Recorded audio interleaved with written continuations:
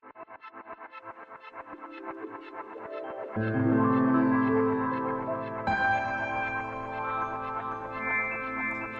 the Dreamscape Socials.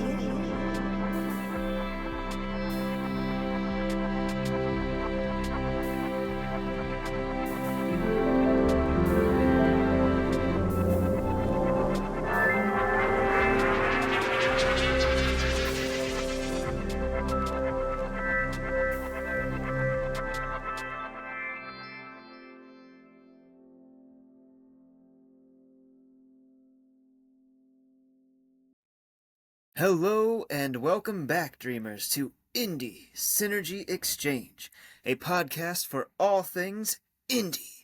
From indie art to indie music to indie creations, we got it all. I'm your host, Tanner Giese, also known as Number 2 Pencil Man and the owner of Tanner's Tales Entertainment. Joining me once again are my lovely co-host, my wife, Katie Giese, author and poet. We have the mysterious and amazing Rachel, also known as Andromeda the artist, and my bro, Frae Official, who's an artist of many talents. And joining us today, we have another special guest. His name is Van Hanson, the one and only V to the H, multi-talented indie creator. Yes, sir. Hello. Let's get to cheering. Woo! Where's the cheer? Yes.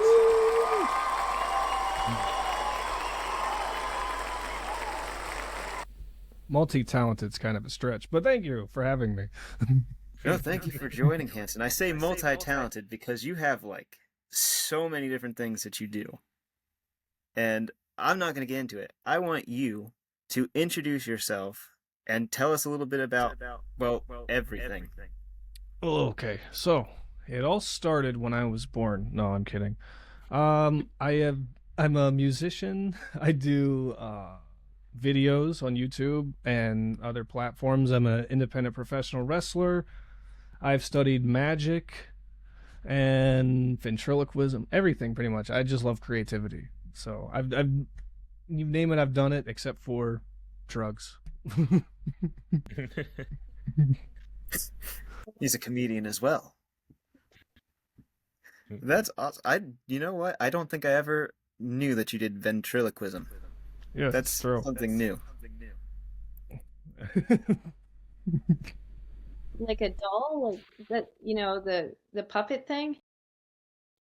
I do have some. I haven't done it in years. I have some at my parents' house. I'll have to bring some of them over. Actually, I might have an ostrich somewhere that I was gonna use for a movie.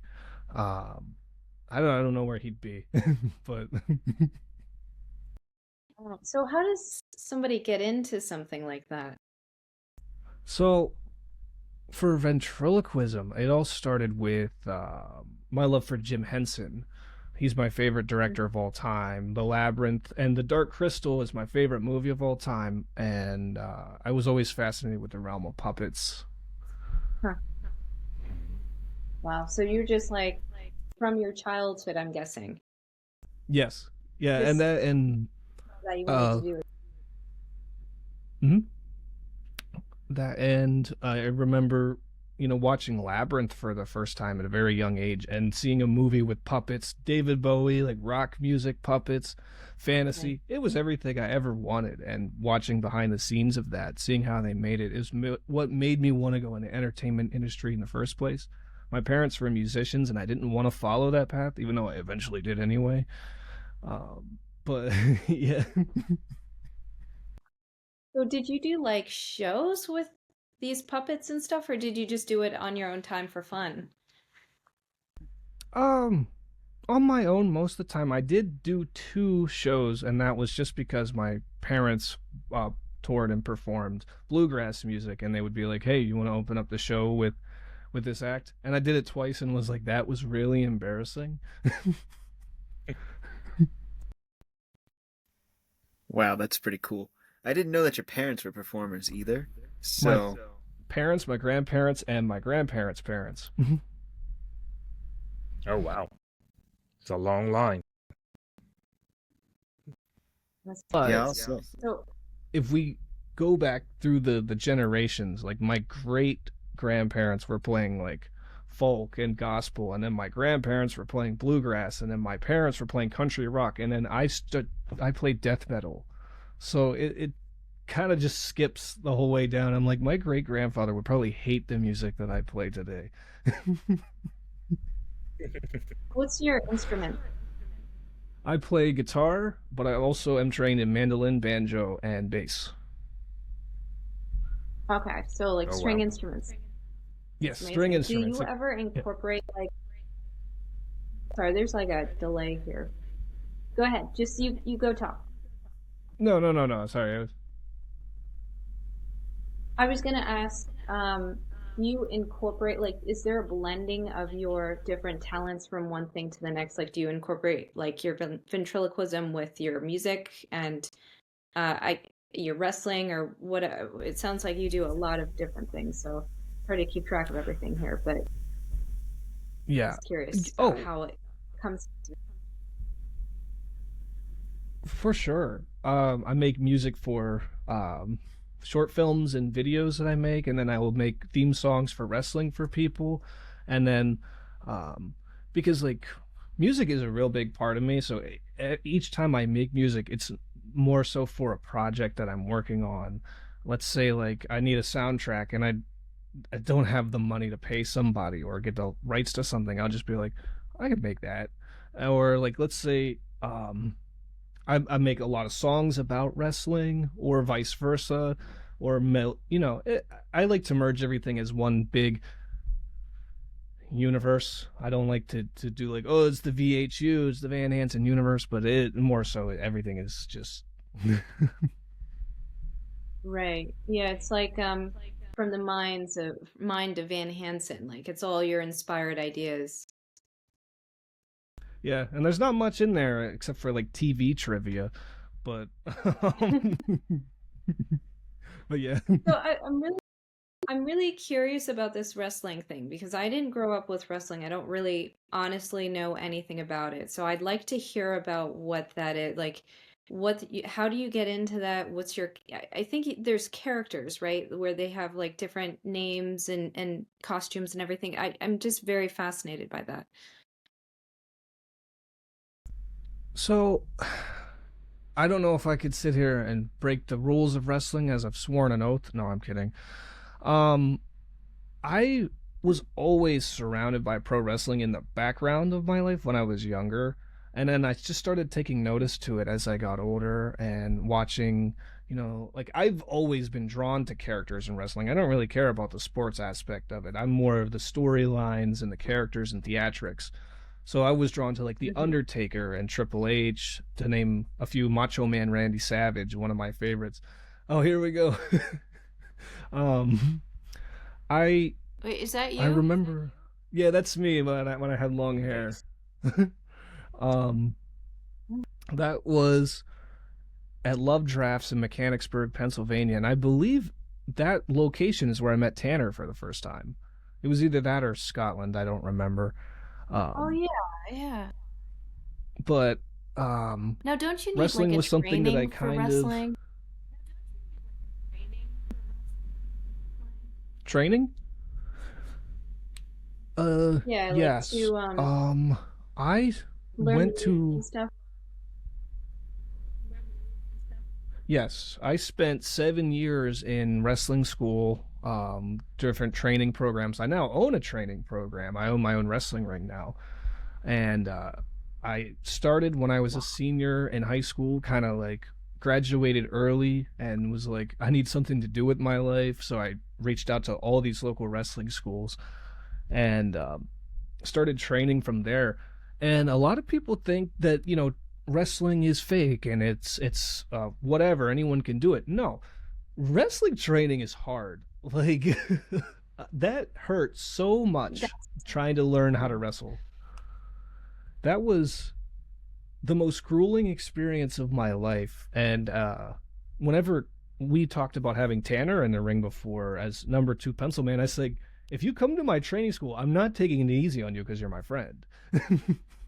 Like you're going through the yeah. motion just like everybody else. And his cousin was like, yeah, no, agreed. Even he was, his cousin said, You should put him through it worse.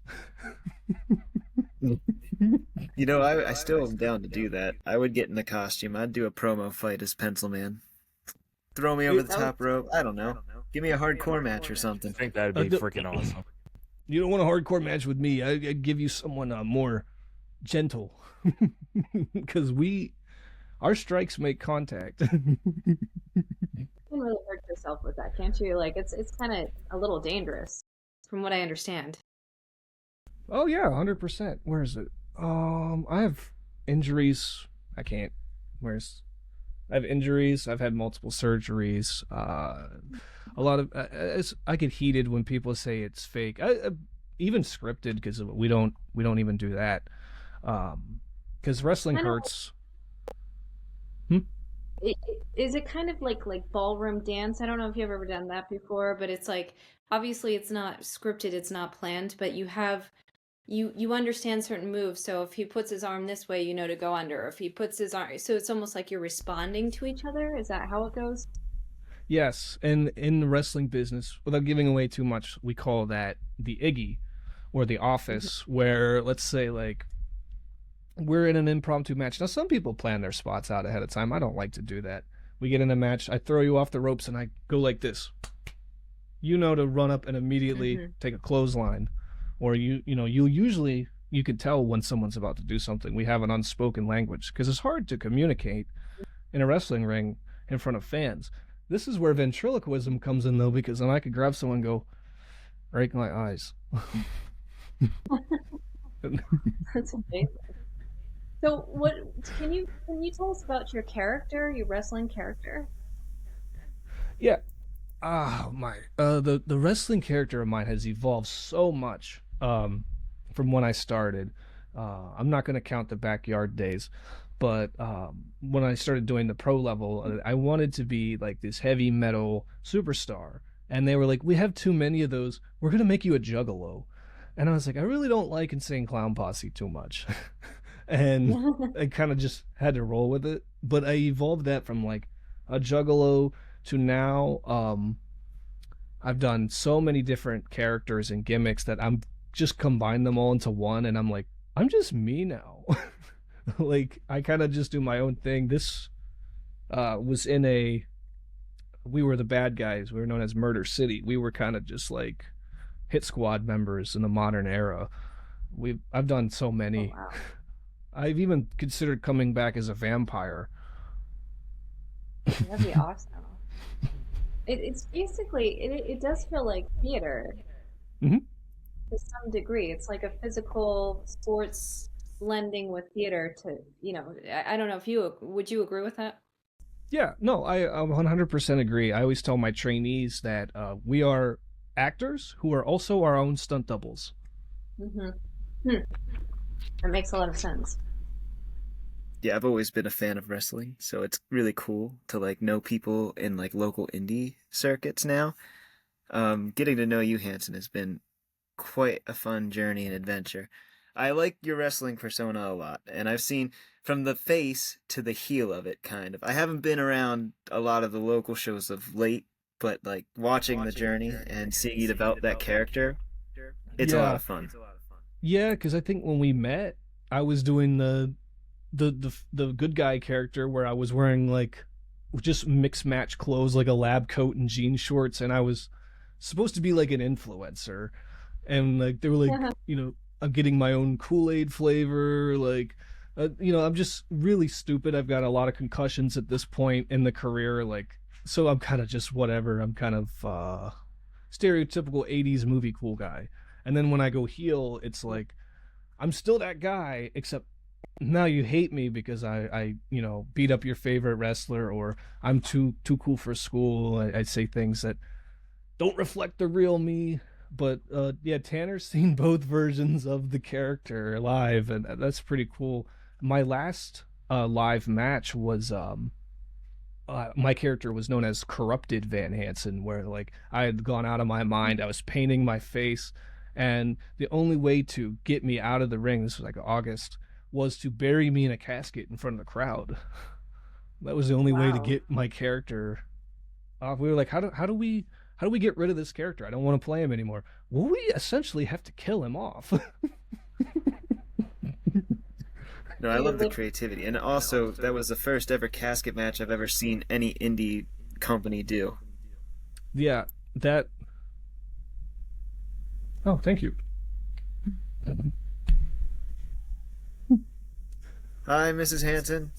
Tanner says hi. Never mind.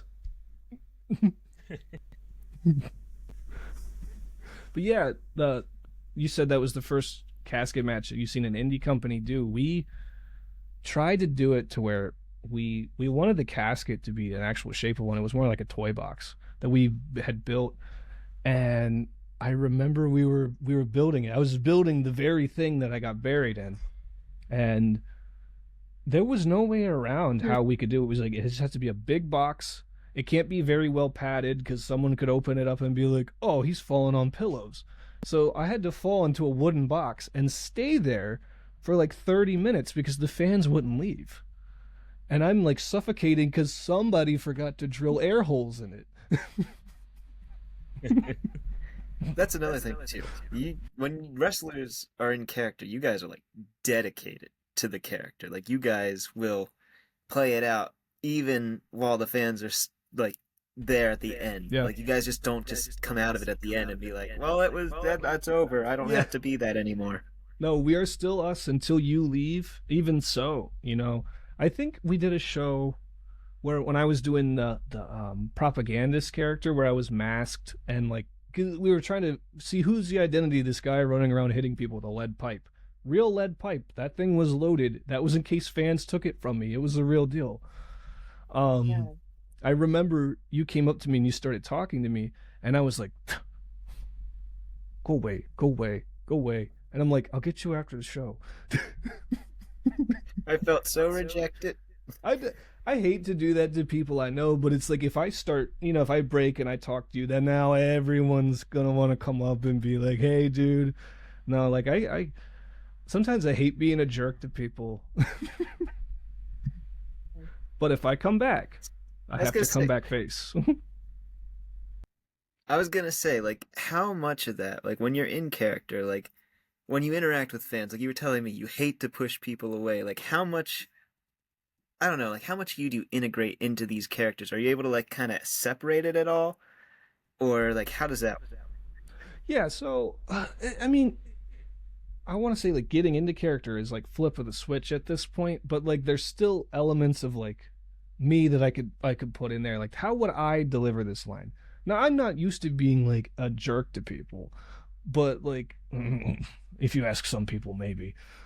But, like, it's hard to do that, and, like, let's say, like, a kid comes up and he wants my autograph or something, and they're like, hey, you're the bad guy tonight. It's like, oh, man, like, this kid's gonna hate me now, and like, when I was a kid, I would have been so pissed. I would have been like, but I will say, like, when I played the recent heel character, the bad guy, I just started telling the truth to fans because I was like, I'm tired of bad characters lying, like coming out and saying like, oh, you're ugly or this or that. No, I started coming out and being like, you're fat and you're toothless, and like pointing at a person who was, and I'm like, because the truth hurts.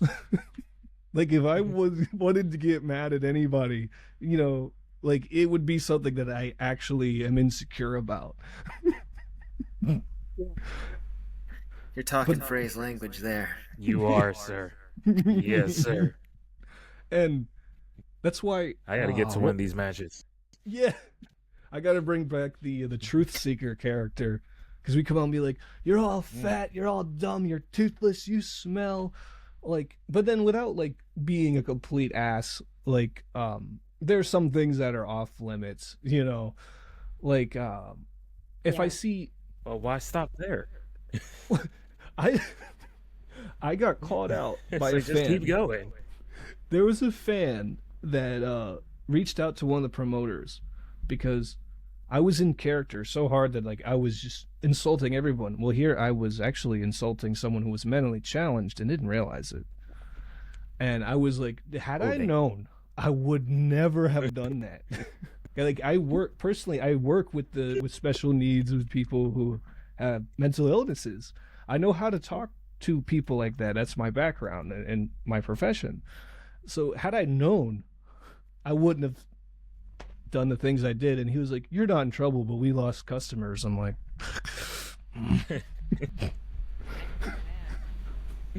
that was terrible. But I'm sure it was funny. Frae, Oh, I'm yeah. taking you to these matches. We'll go together. Yes, I will Like go. true best friends. Oh, well, see, and there you messed have it you up. watched like We're tag team now. the No, wrestling we're Hanson not. has stuff? We're both not a training. tag team. Don't book that match. Book it. I do know the owner of Amplified Wrestling. No. What's that? No. I think she froze. You there, Rachel? I've been staring at you guys, thinking you're just sitting there for some reason. I don't know. Oh, Like all just staring at the screen, so I just was sitting here staring at the screen. Oh. So, let's stare at our audience members. Yeah, it'd be super creepy. All right, stop, Tanner. So Tanner, you say you grew up watching wrestling? Yeah, so I kind of got into wrestling when I was more of a teenager, and I still watch it kind of periodically now, but I like to go to the indie shows more. Okay. How much of a scene is the indie wrestling scene? I don't know anything like where do you even find something like that? I mean probably not in my area. Like I'm up north central PA, but like I guess closer to Philly, or where would you even find stuff like that? I'll tell you that Pennsylvania is probably the hottest state for independent wrestling. There, if you Really? check weekends or Facebook or whatever, this is how I found out because I didn't know there were shows like running 10 minutes, 20 minutes from my house. Pennsylvania is very famous for wrestling because of Extreme Championship Wrestling and Chikara Pro and many Philadelphia and Pittsburgh based feds. And PA is the true state of hardcore. When it comes to hardcore wrestling fans. And the way like we kind of break it down in territories, people say wrestling territories don't exist anymore, but I say they still do.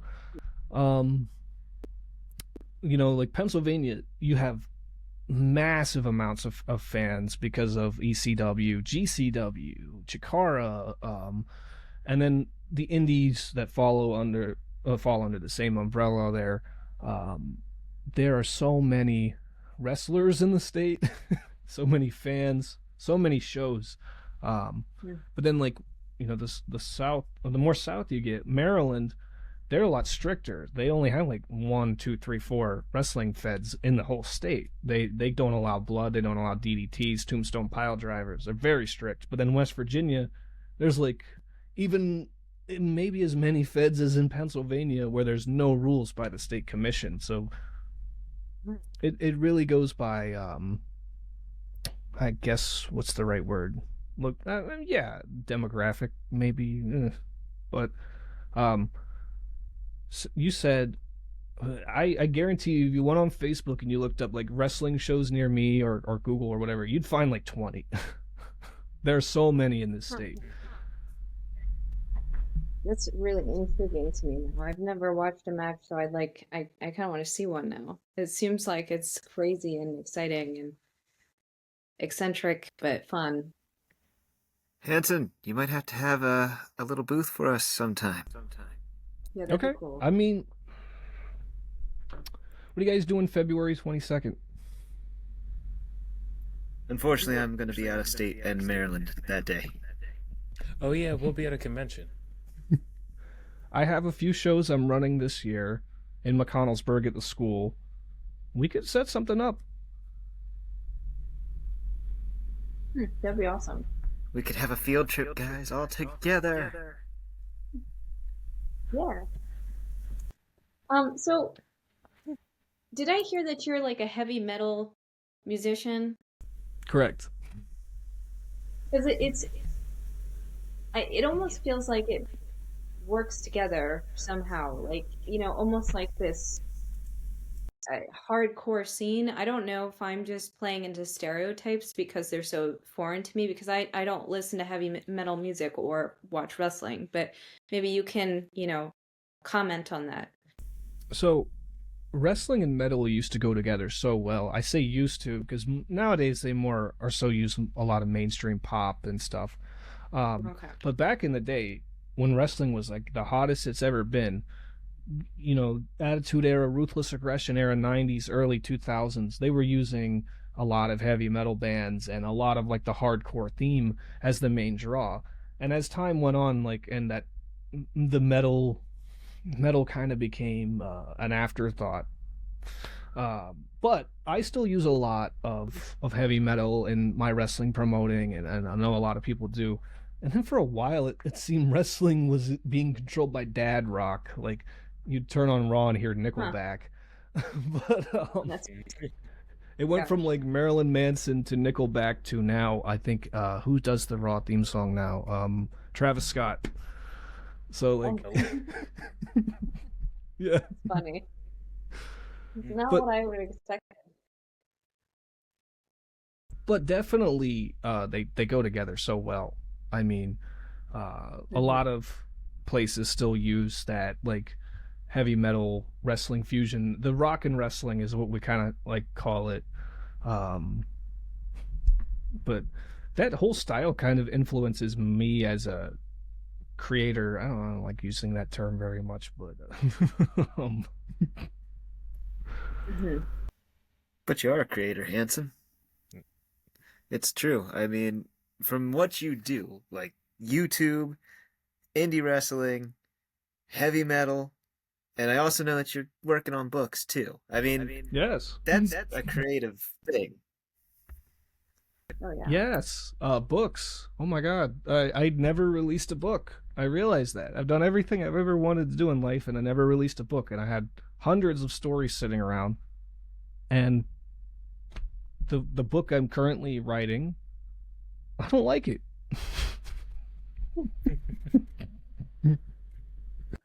I think that is like a creative thing where it's like we never like our writings.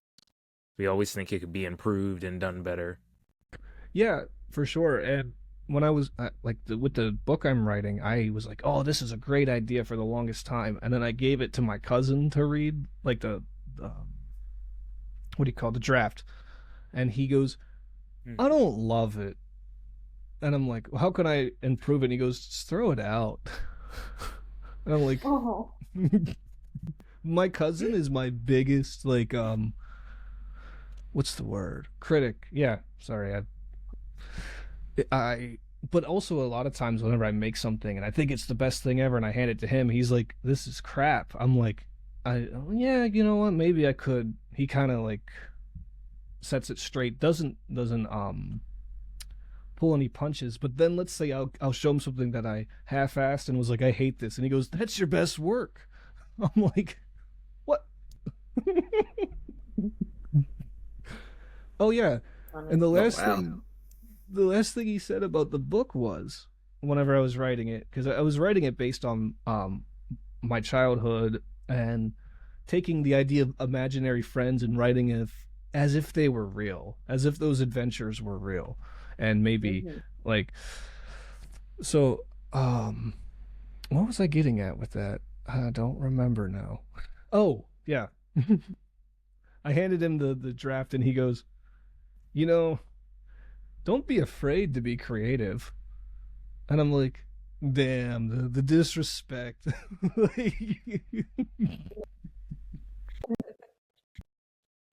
Oh wow. That's funny. Katie, I saw you make some faces. I want to ask, check in. We forgot to say the Katie signal. It's Katie, so whenever you want to talk, just like do some sort of like thing with your hands. So Karate chops. yeah, you could do the dab like Hanson just did, but I want to make sure that you get to say something. It's the dab. Wacha. Yeah. All right, she wants to say something.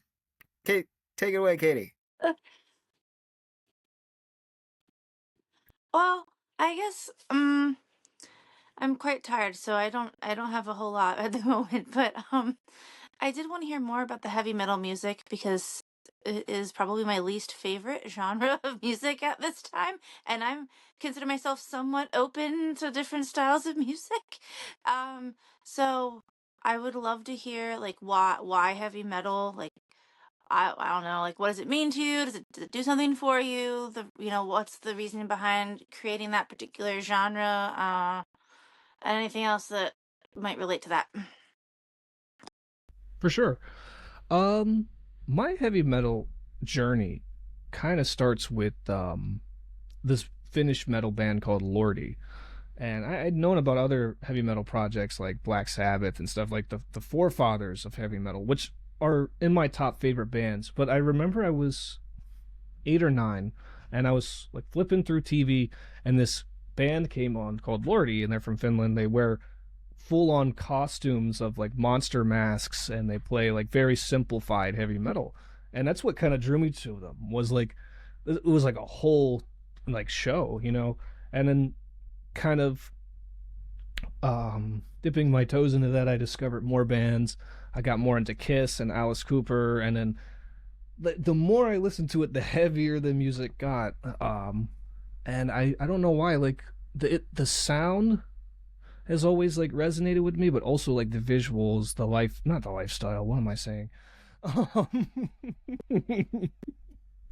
different forms of heavy metal, like the way they are used in art. Like I love hair metal. I love the idea of the teased hair and the stand, the what are they, the go-go boots, and then pretty much looking like space aliens, even though they weren't going for that. They look terrible. I love the aesthetics of all bands, but also at the same time, I really love the music itself. I love. No, I'll say my favorite forms of heavy metal are like either fast and heavy. I just started playing a riff there. Fast and heavy, or like storytelling. Like I'm very big into Dissection. They're a black metal band. They play very very technical stuff, but then tell a story on top of it and separate from the art from the artist. The singer may have killed some people. Um, that's common in the black metal realm. Those guys are kind of crazy, but I try to separate the art from the artist. Oh, sorry, but Yeah. I really like storytelling songs a lot. Early Black Sabbath stuff, you would hear like a story, kind of like Definitely. a lot of fantasy stories in those types of lyrics, um, and just like a groovy riff on top of it. Like the one song about the wizard, but like the riff is like and like it's like, yeah, I don't know, it's just a bop for me.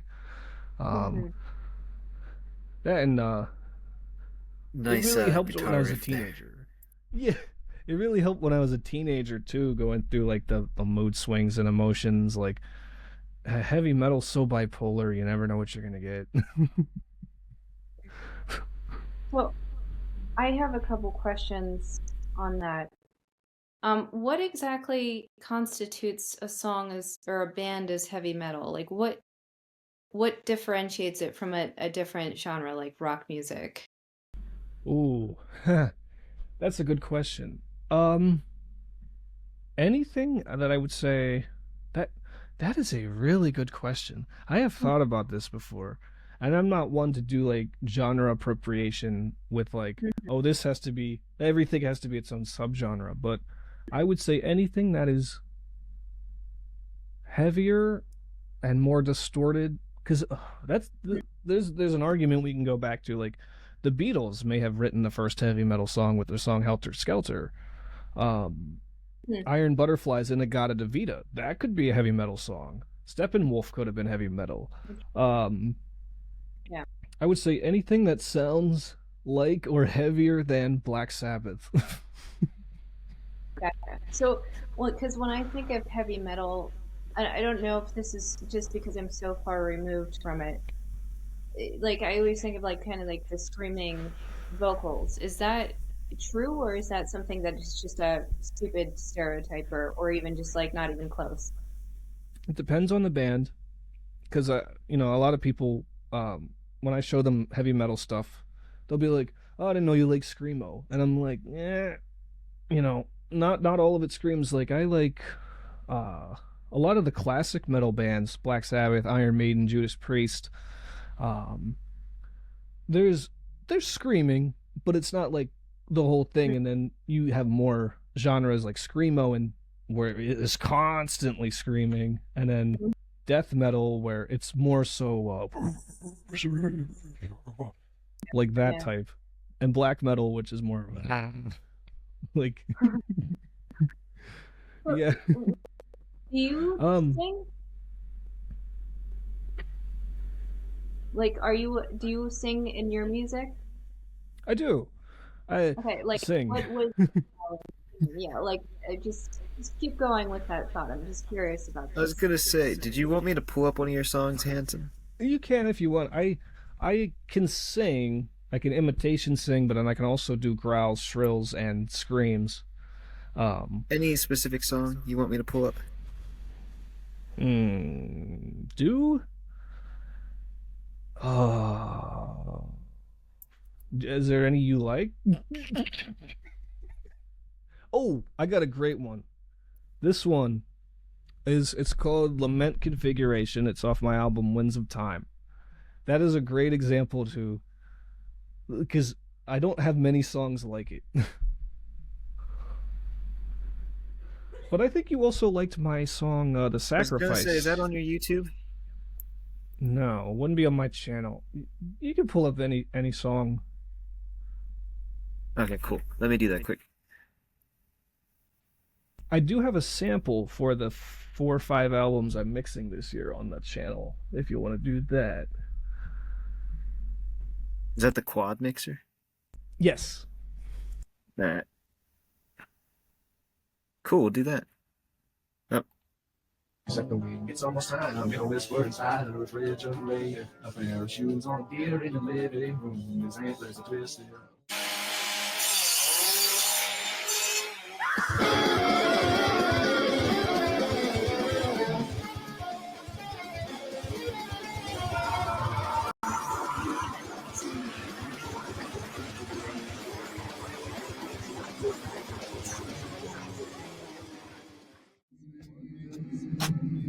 What does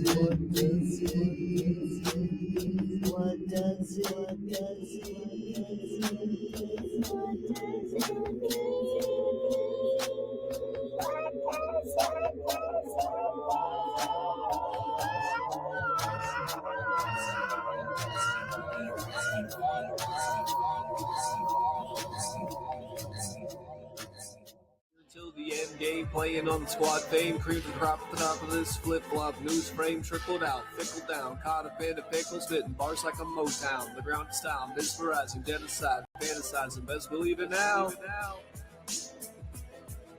The custom action satisfaction, packing the back of backers who's cracking jackets, slap the little shots like what happened to the making traction, shut down, reload, back to the private shack and whacking, smacking with the booty smacking action. I'm just a kid, better. together forgive him before he's dead, because I won't cry for you. I won't crucify the things you do. I won't cry for you, see. When you're gone, you'll still be bloody Mary. Moon where the camels are fat, the wheels on the bus made of licorice and bread. They spin around and sing while Willie is dead. Bus driving Willie's driving a bus. Bus driving Willie's driving a bus. Bus driving Willie's driving a bus. Bus driving Willie's driving a bus. Get the aliens, don't say babushka when I'm doing the fingers of peace. I've heard of mine, I don't sneeze. Very cool. Yeah, very cool. It's like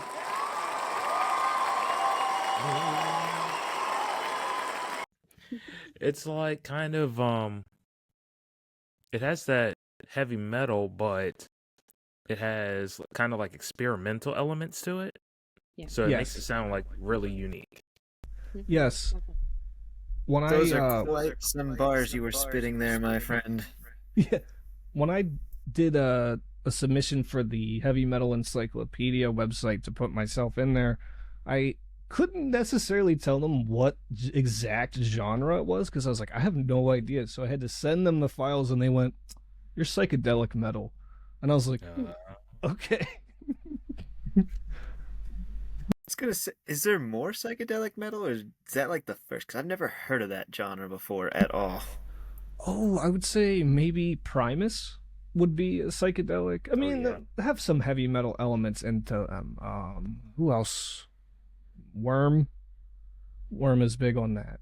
That's one of my biggest influences. Oh, Rob Zombie. Yeah. Yeah. Was that you playing the guitar in the background, or yeah, in those songs? Yes. Because I was gonna say it sounds like pretty complicated guitar pieces. Some of those. Yes. One of the things with the therapy album that I was working on was to not even rehearse or come up with the riff, kind of just play it as it goes. And that kind of screwed me over a little bit because some of the riffs on the therapy album are really killer, and I'm like, I don't remember them. Yeah. Yeah. But a lot of those chord progression and riffs that I try to implement into the music that I release, I try to make it so complicated that only I know how to play it. If someone would try to take it from me, but still not be like where your fingers like, but like weird chord progressions and switches and unpredictable kind of. Yeah. yeah, That makes sense. and chords I made up. Nice.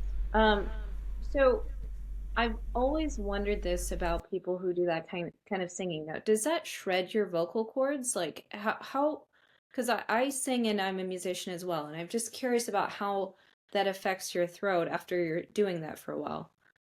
When I do a bunch of them back to back, it definitely takes a toll. I kind of worked it into a way where when I first started playing in like bands and stuff, and I was singing like in this type of voice right here, that was more throaty, that would really shred my voice by the end of the day. Where I decided to take it more natural and sing from the stomach instead. And with I took some some actual courses on how to sing death metal without blowing my voice out. Because a lot of it is that. And yeah, then, it's like the whole art behind it, like a physical. You need like physical training for that, I imagine. yeah, and the one thing the teacher told me was a lot of people think it's all the range right here, like I can't even do it like that anymore. They're like a lot of it is just blowing air out. It's just like almost like you're not fully engaging your vocal cords, just like leaving a little air there to kind of like make it grovelly or something. yes. That's fascinating. I mean, do women do that, or is it more of like a male singing style? I don't know if I've heard women sing like that. Women do. There is a band I really like called Affenheimer, where their lead singer is a woman who, she sounds really brutal. She sounds more brutal than like most of the men in the industry. She goes from like low to up to like Kitty. The band Kitty was more nu metal, but they did a lot of stuff like that here and there. They were, I think, an all women nu metal band. Kitty. So there's a band called In This Moment as well. Yes. They do a lot of that. Yeah, that's what's her name? Is that What's her Mariah name? Brink? I can't remember her name. Wasn't she in How the Grinch Stole Christmas? It might be. Oh, I don't know. It's like the movie. That'd be cool. Yeah, one of the child actresses is That's a Dr. Seuss movie I'd like Now, to see. now I have to look it up. the girl who played Cindy Lou Who Talented is actor. in a heavy metal band. Really? Yeah. Wait, so, okay, what are these names? Maria Brink. In the Yeah. moment or something? Maria Brink. Maria Brink. Okay, I'm gonna look that up later. Yes, that's her. Was that So Cindy my Lou question Who? is like, hey, Might have been. So, for somebody who's never listened to heavy metal, what would you recommend in terms of introducing them to this genre? Listen to Black Sabbath's first two albums, graduate to Iron Maiden, graduate to Metallica, go Megadeth, go Slayer, and then go up from there. But start with Okay, Black so it's Sabbath. like a progression. Okay, cool. Well, Because some I'll have to people, do that one at the gym. yeah, some people would be like, oh, I've never listened to metal. What's the heaviest band you could recommend me? And I'm like, I really don't think you're going to like that. Like, I mean, if we're being real here, oh, maybe like Deicide or Cannibal Corpse. We could go there, but I think you should start at the very back. It really depends on what Yeah. more style you want to get into, but Black Sabbath is a great foundation because I mean they started heavy metal, but also started the genre doom metal. So there's a lot more bands like that too. It's Very like starting slow. at the Weenie Hut Juniors Yeah, as opposed to the Salty Spittoon. yeah. Well, Fun Sabbath is fact. more. So Taylor. Okay, No, go ahead. go ahead. I'm sorry. No. I cut you off. Taylor Mumson. Taylor Mumson it was the Cindy Lou Who. She's in what band? Pretty Reckless? Is that Okay. it? Yes, Yeah, Pretty Reckless. I knew she was a heavy metal singer or guitar player. Um, but yeah, I would say Sabbath is very slow, very doomy, very storytelly, very like. I mean, that's the Mhm. band that Ozzy Osbourne started in. So Yeah. Well, I know. Are they the ones that did Back in Black? no, that was AC/DC. Okay. So I feel like we did something in my marching bands that was Black Sabbath. And I can't figure out what that was. Did you Because do War I Pigs? no, that doesn't sound right. Is there an Iron Man or no? That's Yeah, somebody else. Iron Man. Is it Yeah, them? that's them. Yeah, they did Iron Man. That. Oh, yeah, that's it.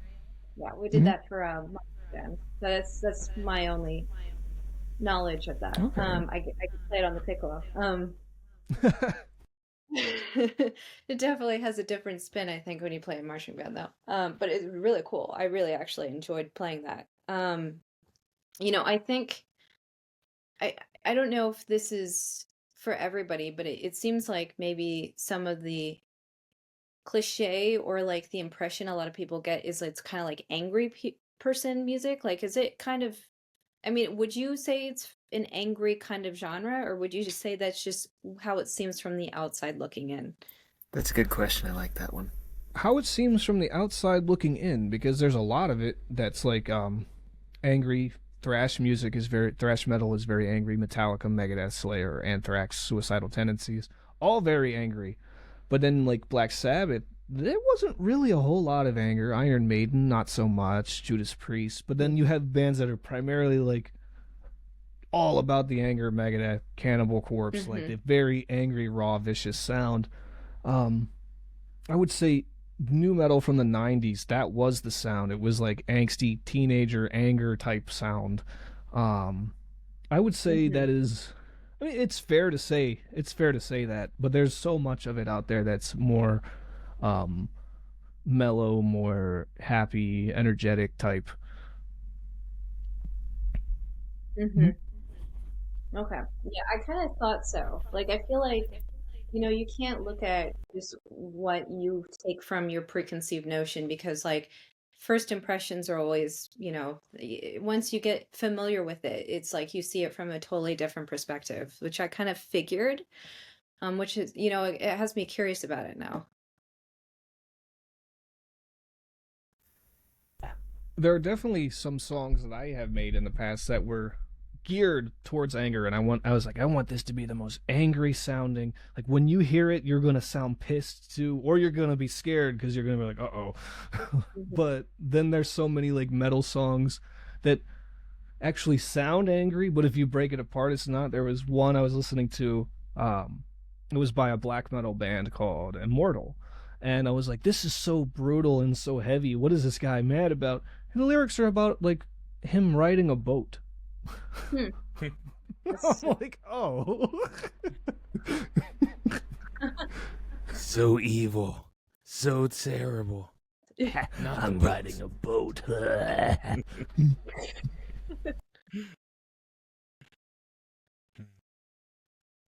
That's funny.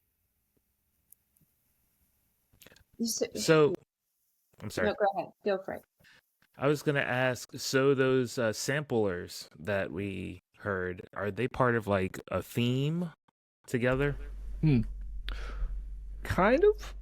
I plan on releasing 5 albums, even though it's called the Quad album. I was originally 4, and then I was like, I have another idea. The 5 albums, one is going to be a best of, even though like I have like 1 monthly listener. Another is going to be what? That one is one more than me, so. Yeah. No. It's just how it goes. But one of the albums is going to be more of a post-apocalyptic feel with death metal elements, and another one is going to be more freezing Arctic temperatures with black metal themes, and another one is just my inner thoughts winning. So like I sit down, I have the drum beat, I play the guitar, and I'm like, what's this song about? Bus driving Willie. I have no idea. Like I don't know that album's called Therapy Album because I was like, I really need a therapy album because it seems like a lot of bands made one, and it was like, what can we just get out? A great example is Metallica's album Saint Anger. I know a lot of people hate it. I love it personally. I hate the drum sound on it because it sounds like a trash can. But it was like they were so very angry and they just needed to get it out. And for me, I was like, I've got a lot of stupid thoughts that I just need to get out. Like, I'm letting my inner thoughts win today. You know, that's pretty awesome, though. To tie into your other creative styles, Hanson, I feel like you and I have a similar kind of brain for how we, like, come up with these ideas, which is like, oh, man, Calrillatar. Yeah, the Calrillatar. I don't remember how that was brought up. It was, hey, you want to film a video? About what? Well, I got this cow mask in a gorilla costume. Exactly. You know, I feel like in that regards, we're kind of like kindred spirits of creative, like, power. It's like Number 2 Pencil Man, too, kind of just all came about through that. It's just like, I think of these things, and it's probably also because of how we used to, like, watch different things. Hey, he's got the comic books. Yeah, he's a fan. He's one of my top fans over there. I'm a big fan of you too, bro. I have a sticker of Number 2 Pencil Man on my record player. I would get it, but I'd pull the whole computer with me. But no, I agree. When I came up with Frederick the Alien, I don't know if you saw some of that. I released a feature-length movie last year. Frederick the Alien, when I came up with that years and years ago, my friends and I were just sitting around, and I'm a big fan of classic monsters like Wolfman, Creature from the Black Lagoon, and my very favorite, vampires. Get into that later. Next year, vampire movie coming on my channel. But enough shameless promotion. We have a segment for that at the end. Oh, okay.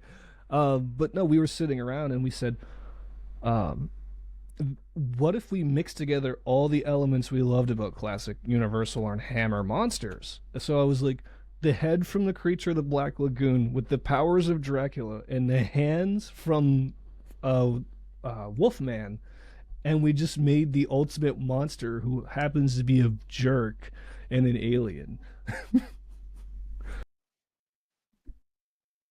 I pulled up the trailer for it. Yeah. In the distant year of 2018, an alien crash landed on Earth, and everything went wrong. Frederick the Alien is back, more confused than ever in this remastered adventure. featuring improved visual effects, even more ridiculous gags, nonsense, some guy peeing for a long period of time, and dead robots and extraterrestrial antics. I go and get a grilled cheese sandwich with extra mustard from Sheetz. It's a bit of a mess. Can Frederick escape Earth and get back to his home planet Karaga? Will he figure out the secrets of the universe, or will he make love to a toaster? Find out in the most remastered alien comedic space-bending experience in the distant year of 2024. Amplified TV brings you the imagination of Van Hanson, the determination of Elliot Hoffman, the excitement of Frederick Wilkins, Frederick the Alien Remastered. Coming soon to YouTube. There is no comparison.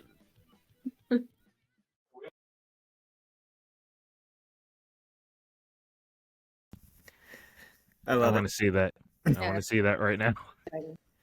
You should. He's got it on his YouTube channel. He also has sequels too. Yeah. Well, I know That- what I'm going to binge watch. That was the remastered, all the films except for 2, remastered into 1, because next year I plan on releasing Frederick the Alien's Second Contact. Nice. Big Trekkie here.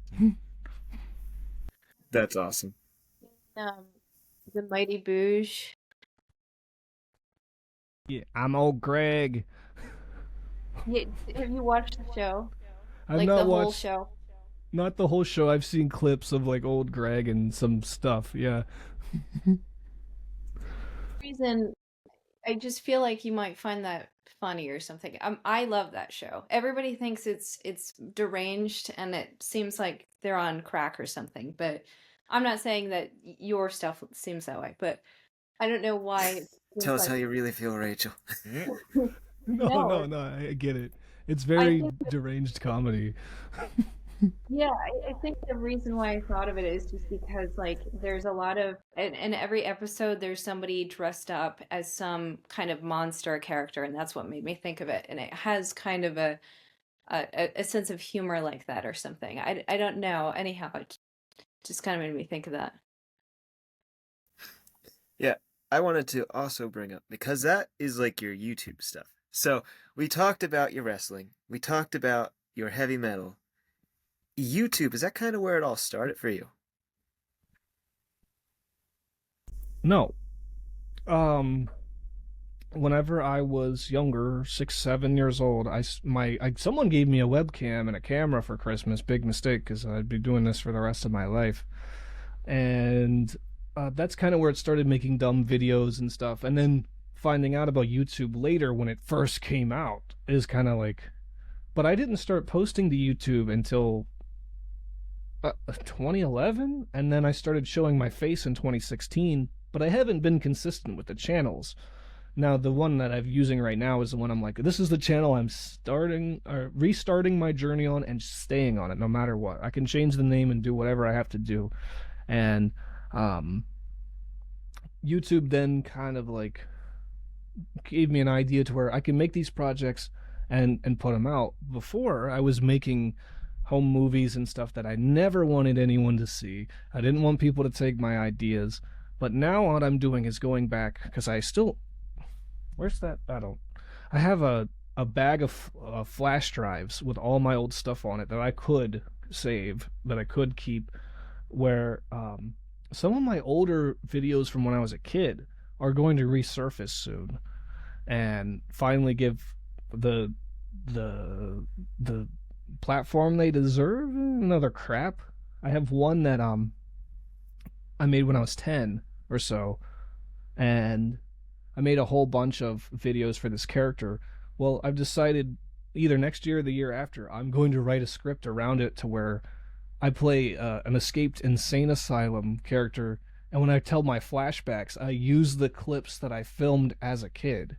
So I'm still, but still want to give YouTube credit where credit is due. It has helped me a lot with where it all started. I rambled, but in the short answer, no.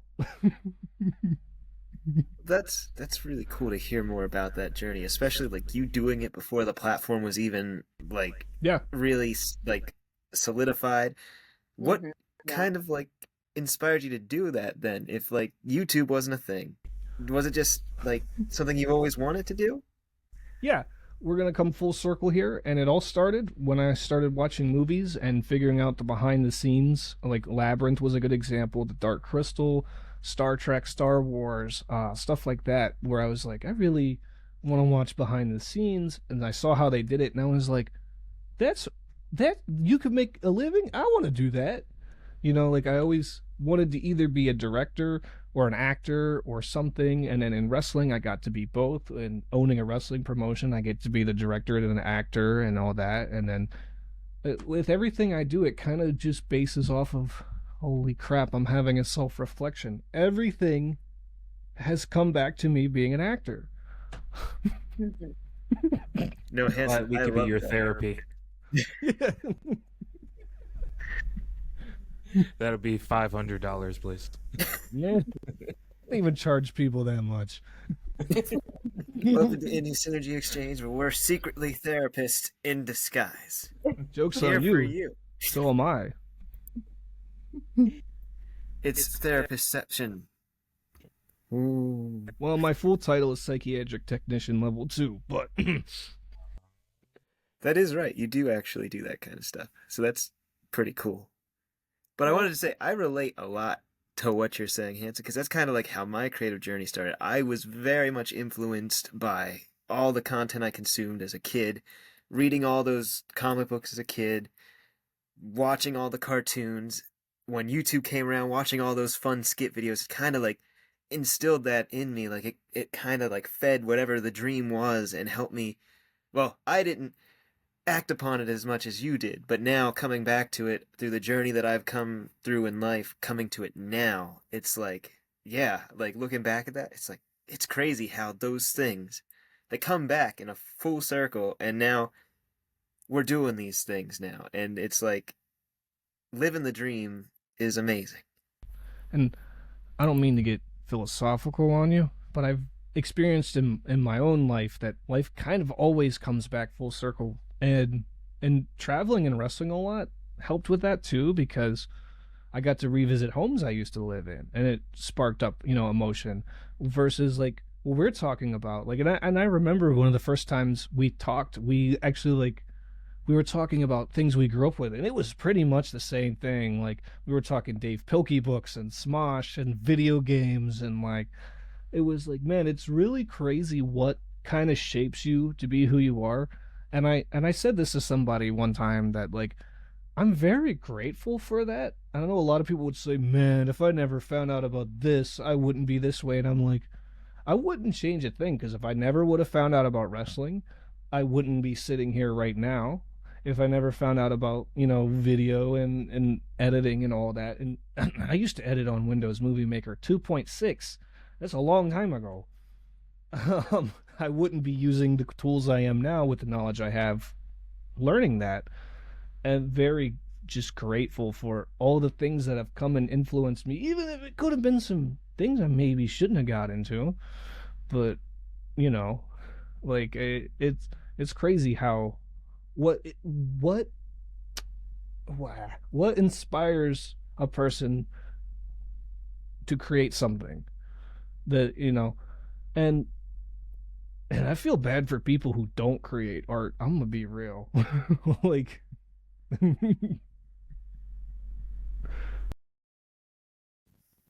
That's some wise words. But to also be philosophical, shouldn't is, I don't know, I feel like that's like a matter of opinion there. Because if you shouldn't have, you wouldn't be where you are now, right? no, yeah, I guess I kind of contradicted myself there.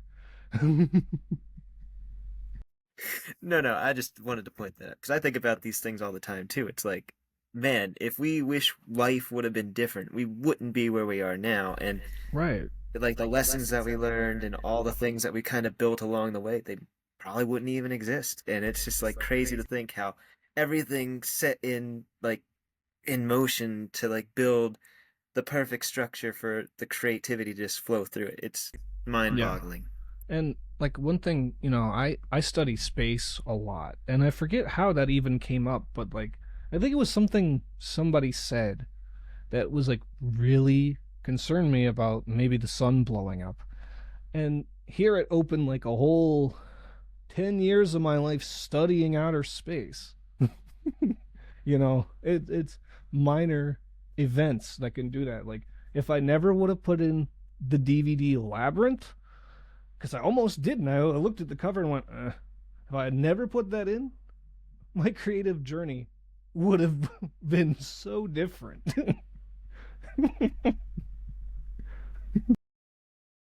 What do you think that Van Hansen would have looked like? I don't know. And I don't want to meet him. I mean, I feel like I'd still be doing something, but who knows? It could be like the complete opposite. You'd be making like, I don't know, like classical music instead, maybe? Oh, that's fine. I mean, oh, maybe you'll probably understand this, Tanner.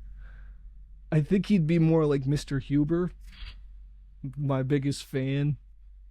And we've actually talked about, my friends and I have talked about creating a character that would be the exact opposite of me for the channel, the anti-Van.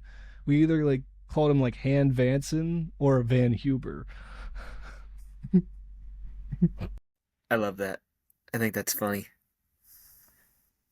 Well, those are some great thoughts, though, Hanson. I really enjoyed hearing that, especially because I deeply resonate with that kind of journey. And I feel like we're very similar with the creative ideas. I'm not doing nearly as much as you currently, but I know at some point, who knows, maybe I'll have my own albums and stuff too. It's hard to even think that far ahead. Number 2 Pencil Man sings the classics.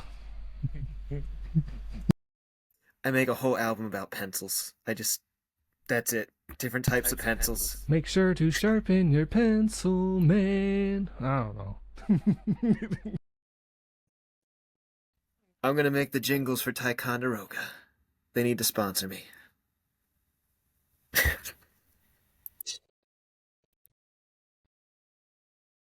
Katie, did you have any questions?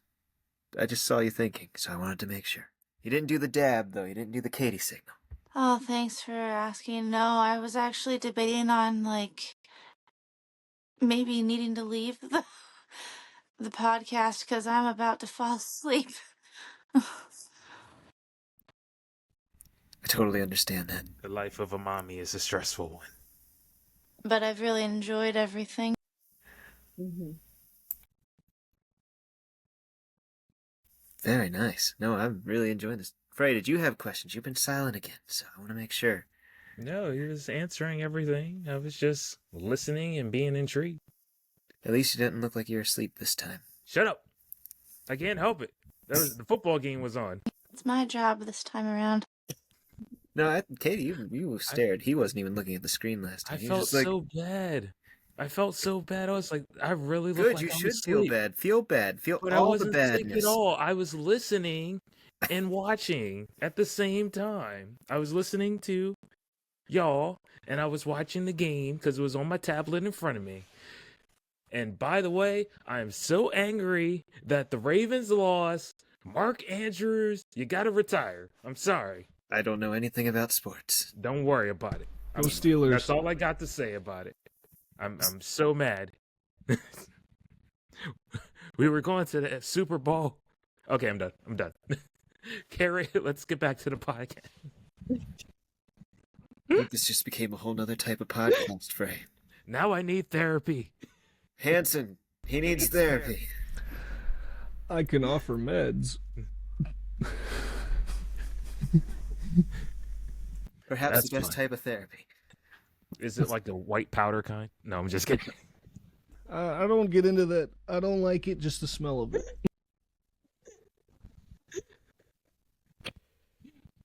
Oh, man. No, Hanson, great. I love this. You are definitely a comedian as well. And that is something I admire about your personality. I think overall, just like, you are definitely... I know you didn't like the term multi-creative, but that I definitely think fits you very much. And I just wanted to ask one more question, because I think it's so interesting. Like, you have multiple projects. We talked about a lot of them. How do you, like, what... I guess I want to know, what is your drive like? How do you do it? Like, what is the biggest motivator behind it, and what keeps you going? Like, you had that attitude, you're like, I want to do this, and oh, I did it now. Like, what is the secret behind that attitude, and how do you execute it the way that you do? Okay. So, the secrets behind V to the H are very simple. Don't get a lot of sleep. Then sleep too much. Always put pressure on yourself to get something done. No. My thing is, I always like to keep busy, and when people say that, they're like, "Oh, busy at work, busy with school," no, not that.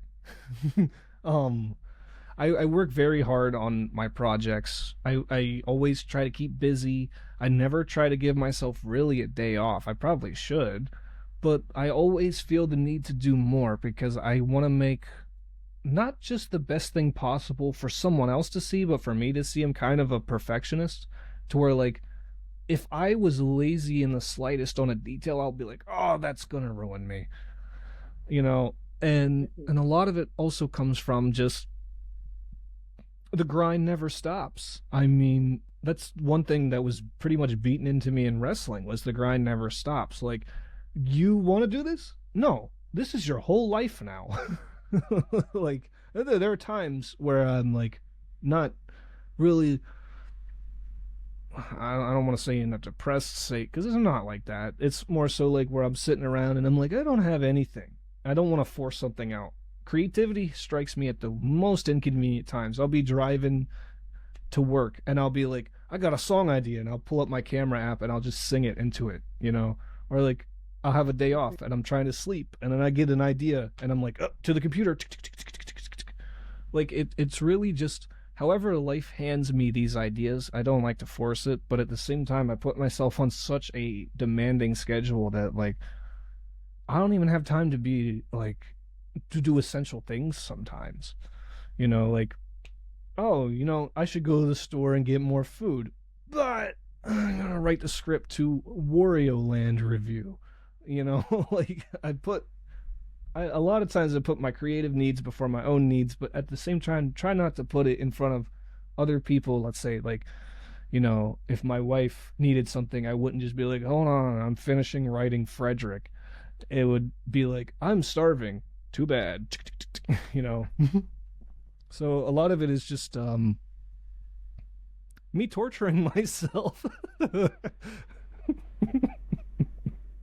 But is it really torture?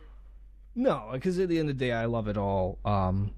I love to do creative things, and I will do it as long as I can. And the grind never stops. And if I ever make a lot of money off of it, cool. But if I never do, also even awesomer, because I had a lot of fun doing it, and I poured my heart, my blood, sweat, tears, money, and sanity into it. But I'm gonna have Alzheimer's someday, probably, because I put myself through so much. Man, I hope not. And if you do, I'll try to restore your memory. I'll be like, Hanson, remember the time we made the Cowrillatar? Then all of a sudden, I just hear, "This is a I have it. Cowrillatar." Hold on. I'll pull it up. We'll get this thing here. Okay. We gotta showcase it. It is only fair. It is a classic. I'm jumping right into the best part. Oh no, it's muted. No. Hold on a second. Here we go. Now it shouldn't be muted.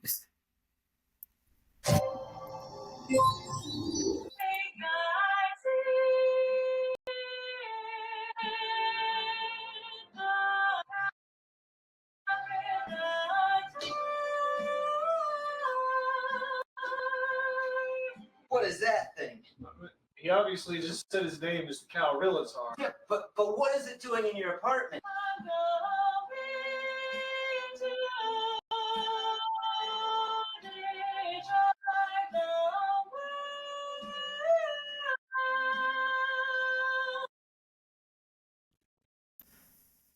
Definitely a classic.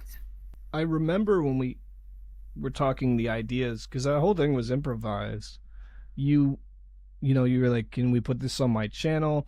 It's more kids friendly, which is cool because then it gave me like restrictions to what I can and can't do, which sometimes are good. Because if it was on my channel, the cow realtor would be flipping the bird and crotch chopping and just being a menace, and we would be shooting him in the head, like We could remaster it for your channel. We cow could do a realtor. Van Hansen cut. Yeah, the cow realtor comes back and it's middle fingers and explosions. Yeah, great. No, I love it, Hanson. I think, because I know you're on a schedule, I think we talked about a lot of stuff. I think it's time for our favorite and last segment of the show, where it's shameless promotion time. So, Hanson, if you have anything that you're working on that you want to shamelessly plug, now it's time to do it. Well, I think we covered a lot of it. I'm working on 4 or 5 albums, a book that'll come much later. YouTube videos. I was gonna take a hiatus on YouTube, but I've figured out the issues. So videos every Friday if I can. I'm gonna try. And you'll see me in the ring this year.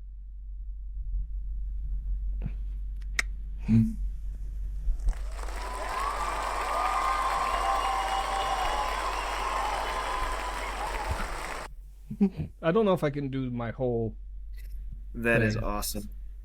My whole wrestling thing. I simplified it to shit. Sorry.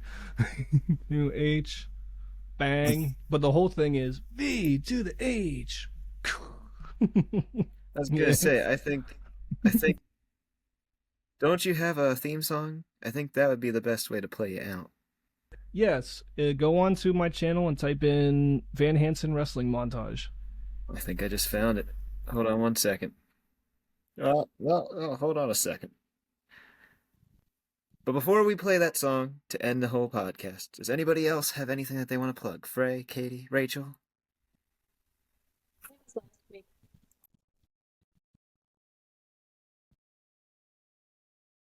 Frae?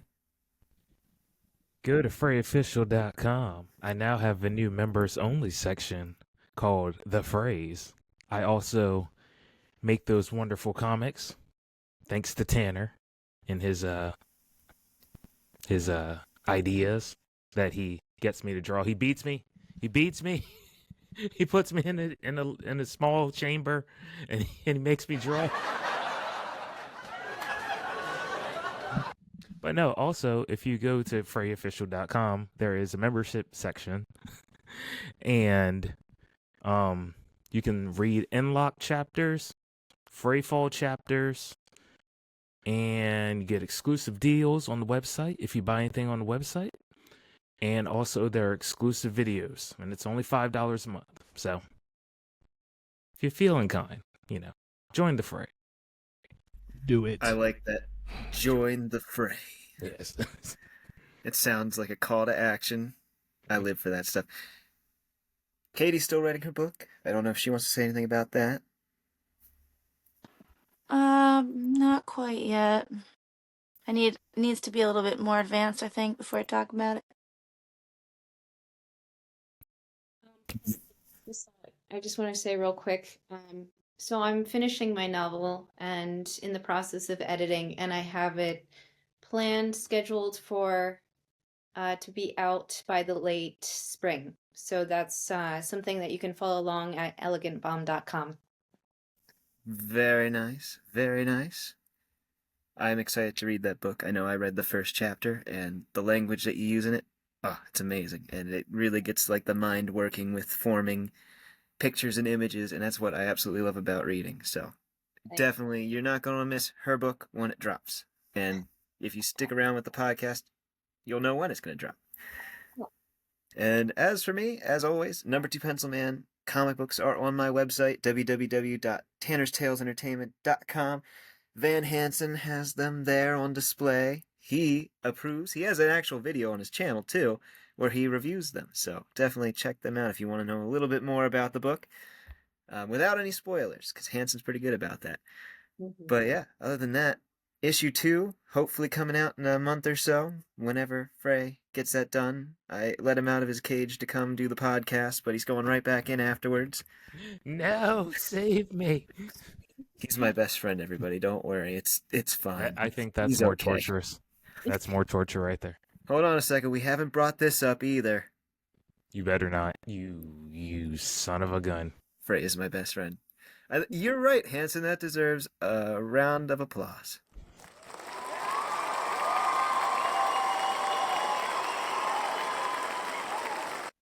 It's all right, Frae. But anyway, we're going to play out the Van Hansen song to end this. So until next time, everybody, you can find Indie Synergy Exchange on YouTube under our Dreamscape Empyrean. Check us out. Subscribe to the channel. If you guys are an independent creator, artist, musician, business, etc., and you want to be featured on the show, definitely feel free to message us. We're going to have a lot more special guests moving forward and a lot more fun content coming out, so stay tuned. And until next time, we're going to play us out with some V to the H.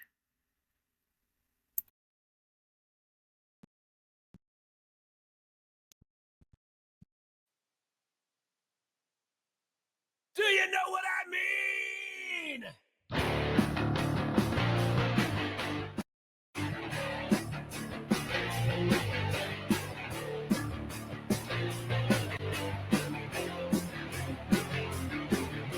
His flying back evolution facing pain. He wants a cooling flavor that bears his name.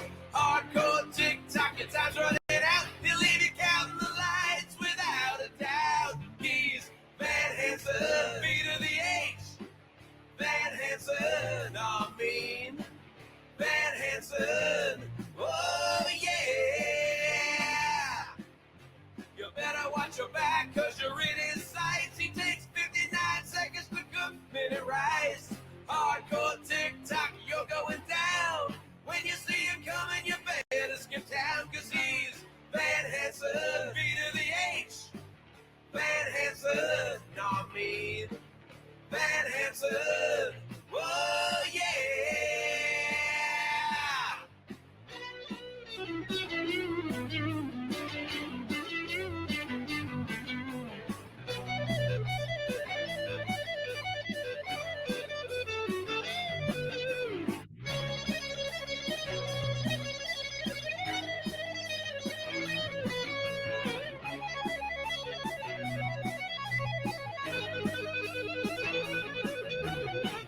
Van Hansen, B to the H. Van Hansen, I mean Van Hansen.